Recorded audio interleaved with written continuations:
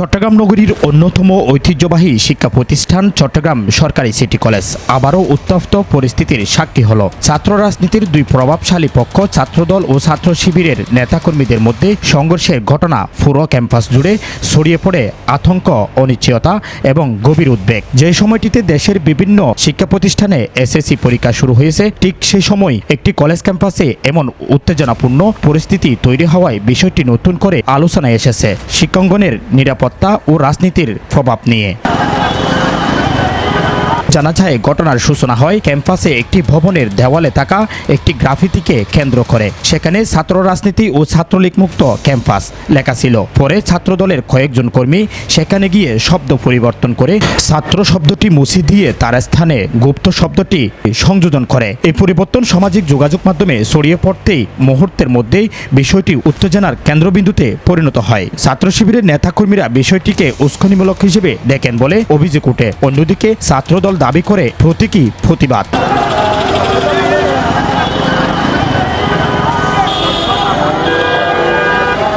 মঙ্গলবার সকাল থেকে ক্যাম্পাসে দুই পক্ষের উপস্থিতি ফাল্টাফাল্টি স্লোগান শিক্ষার্থীদের মধ্যে অস্বস্তি তৈরি করে। দুপুরের দিকে পরিস্থিতি নিয়ন্ত্রণের বাইরে চলে যায়। প্রায় 12টার দিকে উভয় পক্ষ ক্যাম্পাসের প্রধান ভবন আশপাশের এলাকায় মুখোমুখি অবস্থান নেয়। এক পর্যায়ে ইটপাটকেল নিক্ষেপের ঘটনা ঘটে, যা পুরো কলেজ এলাকায় আতঙ্ক ছড়িয়ে দেয়।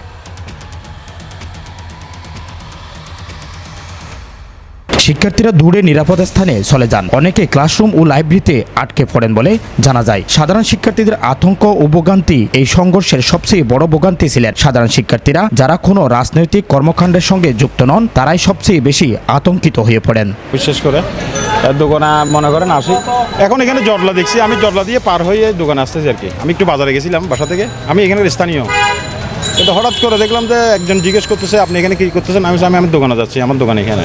ঠিক দোকানে এখানে পরে ওরা বলছে যে আপনি কাকে ইনফরমেশন করতেছে। তখন আমার মোবাইলে কল ছিল, একটা কল আসছিল। তো আমি বলছি না, আমার তো কোনো কারো কাছে কল করেনি, আমার কল আসছে, আমি এখন রিসিভ করিনি। তখন আমার পরে দেখলাম আমার গায়ে হাত তুলছে, পরে দেখলাম আমার মানি ব্যাগ নিয়ে গেছে। এখন দেখলাম মানি ব্যাগ নাই, মানি ব্যাগটা সব নিয়ে গেছে। মোবাইল আছে না? মোবাইল আছে, মোবাইল হাতে ছিল। তো কি বলে মারছে আপনাকে? না, ওরা হচ্ছে তুই কে, এখানে কি জন্য আসছস, এই সেই জামা শিবির, তুই এরকম সেরকম এই টাইপের কথাবার্তা বলে। আপনার নাম কি? এরা কিন্তু স্টুডেন্ট না, যারা আমার উপর আক্রমণ করছে তারা স্টুডেন্ট না। কথা বলছেন, এরা হচ্ছে যে আমার মনে হয় এগুলি হচ্ছে যে বহিরাগত বিভিন্ন ধরনের মাস্টার্স নিয়ে এগুলি এখানে হয়তো হকার বা বিভিন্ন টাইপের বিভিন্ন এলাকা থেকে আগত কিছু মানুষ। পরিস্থিতি নিয়ন্ত্রণের বাইরে চলে যাওয়ায় কলেজ কর্তৃপক্ষ জরুরি সিদ্ধান্ত নেন অভ্যন্তরীণ ক্লাস এবং কিছু পরীক্ষা স্থগিত ঘোষণা করা হয়। তবে জাতীয় বিশ্ববিদ্যালয়ের অধীনে চলমান ডিগ্রি দ্বিতীয় বর্ষ এবং মাস্টার্স পরীক্ষা নির্ধারিত সূচি অনুযায়ী অনুষ্ঠিত হচ্ছে বলেও জানিয়েছেন প্রশাসন।